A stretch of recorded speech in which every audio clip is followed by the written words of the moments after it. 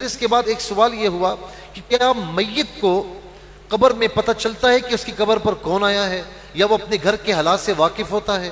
رضوان بھائی نے فیصلہ آباد سے یہ پوچھا۔ دیکھیں، اپنے گھر کے حالات سے واقف ہونا تو یہ تو کوئی اس طرح نہیں ملتا، لیکن اتنی بات ضرور ملتی ہے کہ شب جمعہ، جمعرات کے دن شب جمعہ، یہ جو روحیں ہوتی ہیں نا، یہ بات یاد رکھیں کہ جو بدروح اس معنی میں نہیں جو ہمارے یہاں مشہور ہے، یعنی جو گناہگار روحیں ہیں، جو نافرمان روحیں ہیں، تو ان کو تو کوئی اجازت نہیں دی جاتی، وہ اسفل سافلین میں قید ہیں۔ جو گناہگار کی روحیں ہیں، نافرمانوں کی، وہ اسفل سافلین، جو زمین کی تہہ کے نیچے ہے، ساتوں زمین نیچے، وہاں پر وہ قید ہے، وہ کہیں پر بھی آ جا نہیں سکتے۔ تو یہ جو مشہور ہوتا ہے نا کہ فلاں کی بدروح آ گئی، فلاں کی بدروح، یہ ایسے ہی ہے، اس کا کوئی شریعت میں گنجائش نہیں ہے، ٹھیک ہے؟ تو جو بد روحیں ہیں، یعنی گناہگار نافرمان روحیں، ان کو قید کر لیا جاتا ہے، ان کو آنے جانے کی اجازت نہیں ہوتی۔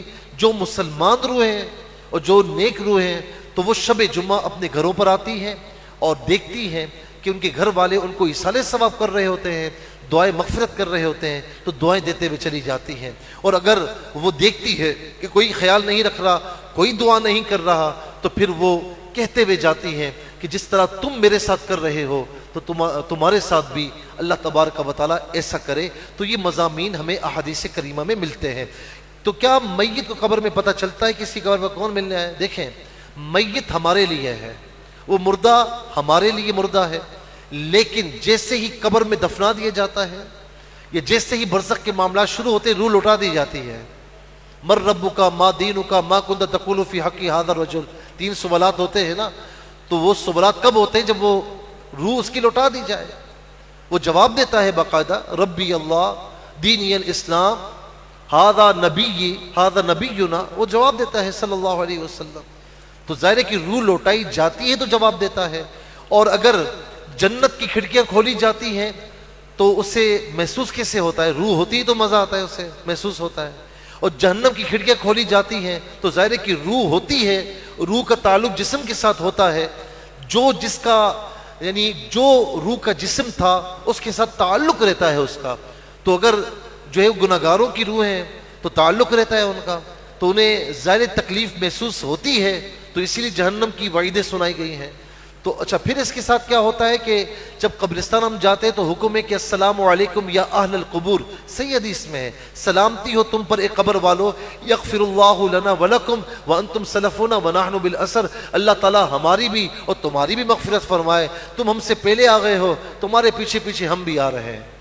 تو باقاعدہ وہ جواب دیتے ہیں۔ سلام کس کو کیا جاتا ہے؟ جو جواب دیتا ہے نا، تو باقاعدہ جواب دیتے ہیں۔ یہاں تک کہ جو ان کی قبر پر آتا ہے اور آ کر جو ہے وہ دعا کر کے رخصت ہوتا ہے، تو وہ جانتے بھی ہیں اور ان کے قدموں کی آہٹ بھی اس مردے کو سنائی دیتی ہے۔ یہ حدیث پاک میں بالکل صحیح حدیث میں موجود ہے۔ اسی لیے کہا گیا کہ مردے کے آپ سرہانے سے جو ہے وہ حاضی نہ دیں، بلکہ اس کی جو ہے وہ پاؤں سے حاضی دیں تاکہ اسے تکلیف نہ ہو۔ ظاہر ہے کہ آپ سرہانے لیٹے ہوئے، کوئی سر پہ آگے کھڑا ہو جائے تو آپ یوں دیکھیں گے نا، یوں کر کے، اسے تکلیف نہ ہو۔ اولیاء اللہ کے مزارات پر جاتے ہیں تو یہی تعلیم دی گئی کہ آپ پاؤں کی طرف سے حاضر ہوں تاکہ انہیں تکلیف نہ پہنچے۔